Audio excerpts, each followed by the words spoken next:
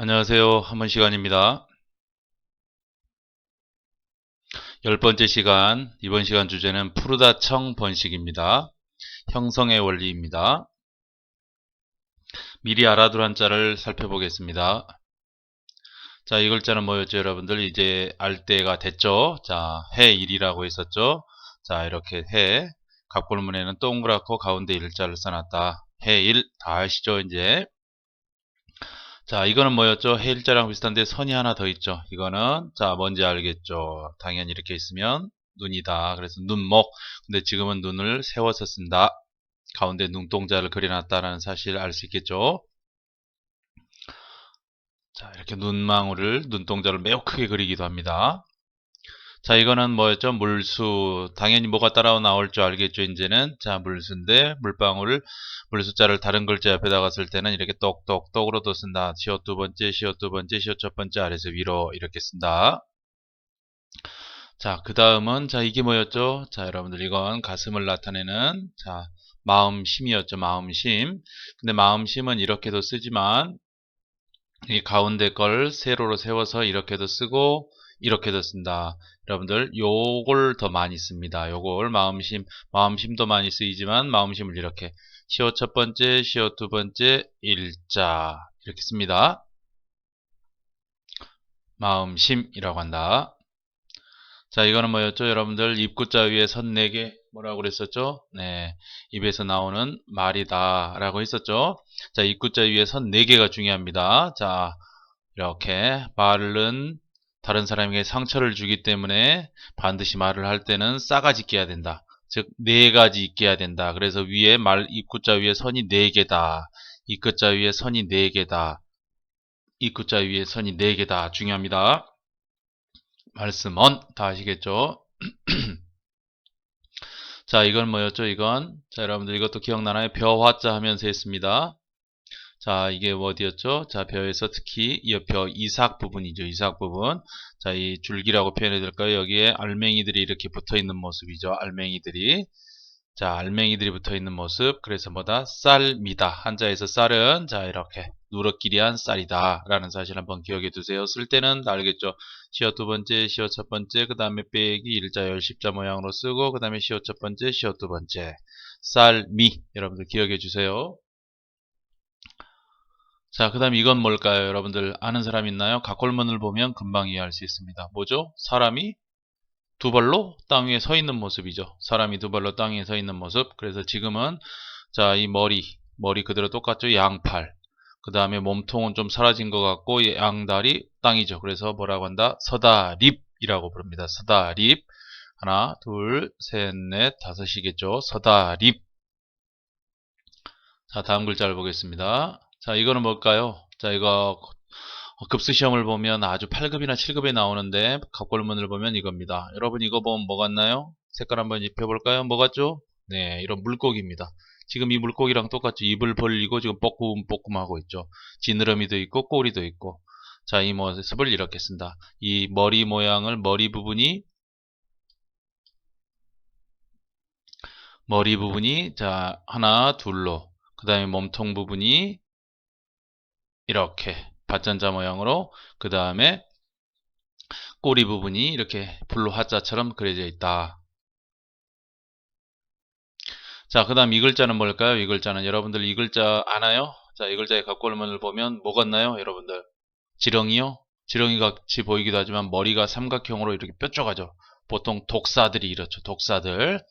자, 그 다음에 소전에 와서는 이렇게 간략화됩니다. 해보면 여기가 혓바닥을 낼름거리고 있고 머리통이고 눈, 그 다음에 몸통, 꼬고 있는 몸통, 꼬리까지 보이죠. 이렇게 씁니다. 이걸로 그러면 뜻은 뭘까요? 뱀이란 뜻일까요? 물론 그런 뜻도 되지만 자, 벌레충이라고 합니다. 뱀하고 벌레는 많이 다른데? 라고 생각할 수 있겠지만 한자에서는 이 지구상에 있는 동물을 사람은 별도로 분류하겠죠. 그 다음에 개처럼 4발 달린 짐승, 두 번째 붕어처럼 물에 사는 거, 세 번째 참새처럼 날아다니는 걸 뺀 나머지 모든 동물은 뭐라고 한다? 벌레라고 합니다. 그래서 한자에서는 나비도 벌레고 또 뭐도 벌레일까요? 지렁이도 벌레고 다 벌레입니다. 그래서 한자에서는 개처럼 네 발 달린 짐승, 붕어처럼 생긴 것, 참새처럼 생긴 걸 빼면 다 뭐라고 한다? 벌레라고 한다. 꼭 기억해 두시기 바랍니다. 쓸 때는 어떻게 쓸까요? 일자, 기역, 빼기, 입구자처럼 쓰고 그 다음에 일자, 빼기, 시옷 두 번째 이렇게 가면 됩니다. 자, 이 글자는 뭘까요? 이 글자 아는 사람 있나요? 이 글자는 뭐냐면 각골문을 보면 이렇게 됩니다. 뭐처럼 보이죠? 좀 색깔 한번 입혀볼까요? 빨간색 아마 땅이겠죠. 이거는 뭐였죠? 새싹이었죠. 그래서 땅에서 흙에서 새싹이 나오는 모습이죠. 좀 더 보면 흙을 더 구체적으로 표현하고 있죠. 흙토자였죠, 밑에가. 그래서 흙에서 새싹이 나오고 있다 모습이겠죠. 근데 지금 글자랑 비교해보면 어디가 차이나죠? 여기는 이렇게 하나 더 있죠. 뭐였겠어요? 새싹. 새싹을 좀 더 강조해서 여기다 한 번 더 썼다라고 생각하면 되겠죠. 그래서 무슨 글자다? 새싹이 땅속에서 나오고 있다. 그래서 뭐라고 한다? 나다생이라고 부릅니다. 위처럼도 쓰고 아래처럼도 쓴다. 일반적으로 나다생을 써라 그러면 위처럼 써야 됩니다.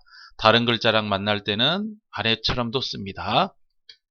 쓸 때는 시옷, 빼기, 일자, 빼기, 빼기 이렇게 쓰면 되겠죠. 흙에서 새싹이 나오고 있다. 이런 모습입니다. 자, 그러면 지금부터 오늘의 주제인 풀청에 대해서 한번 시작해 보겠습니다. 자, 오늘 우리가 공부할 글자들입니다. 총 10개에 해당합니다. 자, 이 10개의 글자를 살펴보면 공통으로 들어가 있는 한 글자가 있죠. 뭔가요, 여러분들? 어떤 게 공통으로 들어가 있나요? 자, 이 오른쪽에 붙어 있는 이런 글자죠. 자, 이 글자가 뭐다? 풀을청이라고 합니다. 풀을청. 자, 우리가 형성의 원리를 배웠었죠. 이 풀을청자가 들어간 글자들은 다 소리가 어떻게 난다? 청으로 난다. 얘도 청, 얘도 청, 얘도 정, 정, 정, 정, 청, 청, 정. 그러니까 정이나 청이나 발음이 거의 비슷하게 난다. 맨 첫 자음은 조금씩 달라질 수 있지만 청 아니면 정으로 소리가 난다. 그러면 이 글자를 봤을 때 쉽게 소리가 많이 늘어나지 않기 때문에 쉽게 외울 수 있고 하겠죠. 자, 그러면 푸르다를 국어사전에서 한번 찾아봤습니다. 맑은 가을 하늘이나 깊은 바다, 풀의 빛깔과 같이 밝고 선명하다. 예를 들어서 푸른 물결, 푸른 가을 하늘. 비 온 뒤라 그런지 앞산이 더 푸르러 보인다. 쉽게 안 하죠. 사진으로 한번 봅시다. 푸르다 하면 어떤 느낌? 이런 느낌이거나 이런 느낌.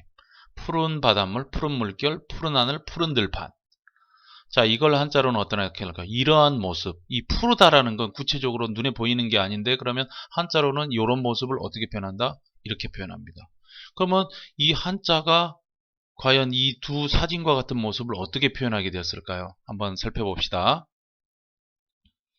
자, 푸를 청자 갑골문을 보면 이렇게 되어 있습니다. 색깔을 한번 입혀보면 위에는 좀 전에 봤던 땅에서 새싹이 돋아나는 모습입니다. 아래는 뭘까요? 한번 하나하나씩 살펴봅시다. 윗부분은 뭐냐면 풀초자랑 흙토자가 합쳐진 거죠. 그래서 풀이 땅에서 새싹에서 흙에서 솟아나온다. 그래서 이렇게 쓰는 겁니다. 위쪽은 그래서 풀을 정자의 윗모습은 흙에서 땅에서 새싹이 파릇파릇한 새싹이 돋아 나오는 모습이다. 그럼 이 아랫부분은 뭘까요? 아랫부분이 도대체 뭘까요? 아랫부분은 여러분 알고 있는 뭘까요? 우물정자입니다. 맑은 우물물. 그러면 위쪽은 들판에서 새싹이 돋아나는 모습, 아래는 맑은 우물. 이 두 가지를 합치면 어떤 이미지가 될까요? 자, 이런 거가 되겠죠. 자, 이 한자를 보면 위쪽은 새싹이 돋아나는 모습, 아래는 맑은 우물물. 그럼 위쪽을 딱 보는 순간 이런 모습이, 아래쪽을 보는 순간 이런 모습이. 그러니까 맑을 푸를 청자를 보면 여러분 머릿속에 이 두 사진이 떠올라야 됩니다. 맑은 물, 푸른 들판, 새싹이처럼 파릇파릇한 거, 때묻지 않은 파릇파릇함. 이런 모습. 맑은 하늘, 투명한 맑은 하늘, 이런 모습이 떠올라야 됩니다. 쓸 때는 빼기, 빼기, 일자, 빼기, 일자, 기역, 일자, 빼기 이렇게 쓰면 됩니다. 다시 한번 빼기, 빼기, 일자, 빼기, 일자, 기역, 일자, 빼기 이렇게 쓰면 되겠죠. 자, 그럼 지금부터 풀을청이 들어가는 글자들 한번 알아보겠습니다. 한 발 더 들어가 보겠습니다. 자, 이 글자는 뭘까요? 해일자랑 풀을청자입니다. 해가 푸르다? 해는 하늘에 떠 있으니까 하늘이 푸르다? 무슨 뜻일까요? 자, 이런 하늘, 먹구름이 낀 하늘은 아니라는 소리겠죠. 먹구름 비가 내려가고 구름이 점점 거쳐가면서 하늘이 이렇게 맑고 푸르다라는 소리겠죠. 그럼 당연히 날씨가 어떻다는 소리겠죠. 그렇죠. 구름, 먹구름이 사라지고 날씨가 맑게 겠다라는 소리겠죠. 날씨가 맑게 갠 날씨. 그래서 이걸 뭐라고 한다? 푸를 청의 소리를 따서 새로운 글자도 갤 청이라고 한다. 쉽게 뜻도 외울 수 있고 음도 외울 수 있겠죠. 하나 더 보겠습니다. 자, 이건 뭘까요? 자, 색깔 입혀보면 왼쪽은 물수, 오른쪽은 푸를 청. 자, 물이 푸르다, 맑은 물이다, 푸른 물이다. 어떤 걸까요? 이런 물은 아니겠죠. 이건 푸른 물이 아니죠. 이건 뭐죠? 이건 썩은 물이죠. 썩은 물. 자, 이런 거 아니란 소리겠죠. 물이 푸르다, 물이 맑고 푸르다라는 건 뭘까요? 이런 거겠죠. 이런 물이겠죠. 맑다. 그래서 이거는 뭐가 된다?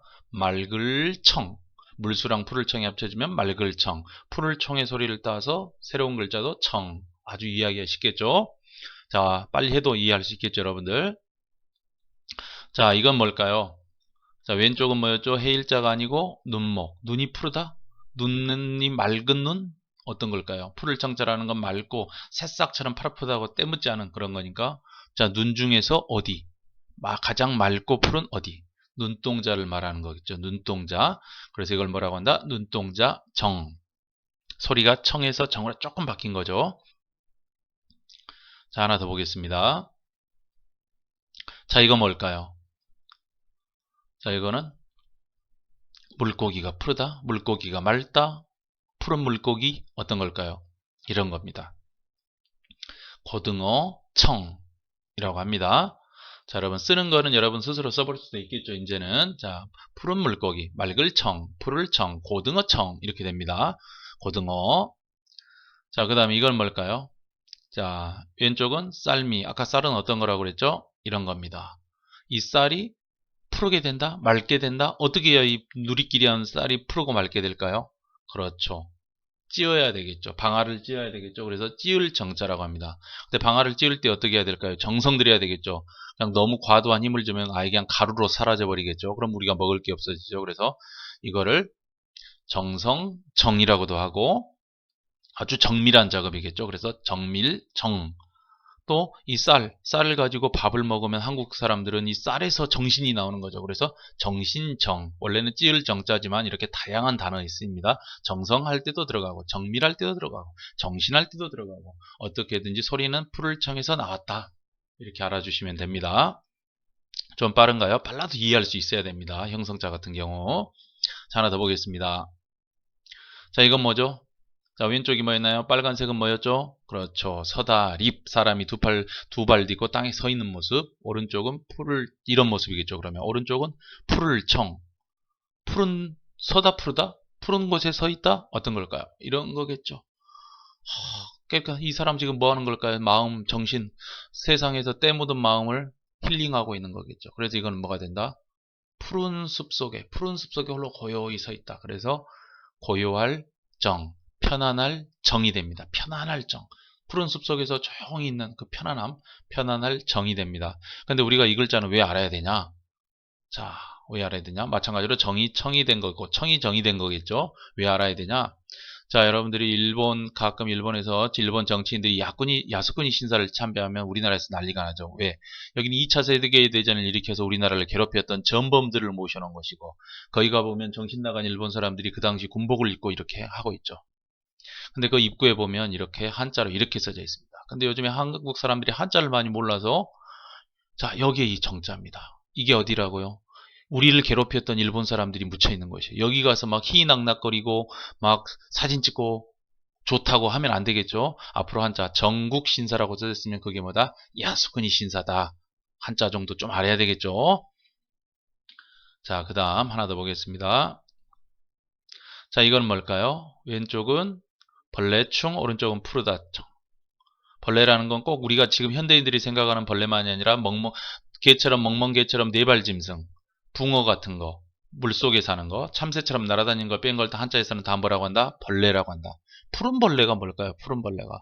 참 애매하죠. 이럴 때는 사전을 찾아보면 잠자리 청이라고 나와 있습니다. 그래서 선생님은 이렇게 생각해 봤어요.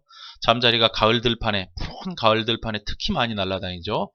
그래서 푸른 가을 알판에 날아다니는 잠자리. 그래서 혹시 이게 잠자리가 된 건 아닐까? 여러분도 한번 여러분 나름대로 생각해 보시기 바랍니다. 마찬가지로 청이, 정이, 청이 같은 소리가 나는 거겠죠? 자, 여러분의 생각 한번 들어보고 싶습니다. 자, 두 글자입니다. 이건 과연 어떤 뜻일까요? 왼쪽 글자는 마음심과 푸를 청, 오른쪽은 말씀원과 푸를 청. 마음심과 푸를 청이 합쳐지면 과연 어떤 뜻이 될까? 이 글자는 여러분들 많이 봤을 거예요. 여러분들이 먹는 것 중에 하나입니다. 여러분들이 자주 먹는 달콤한 과자 중에 하나에 이렇게 써져 있죠. 오른쪽도 말씀원과 푸를 청. 도대체 이건 무슨 뜻일까? 여러분 한번 고민하고 한번 생각해 보시기 바랍니다. 그리고 나서 잠깐 영상을 멈추고 생각해 본 다음에 영상을 보세요.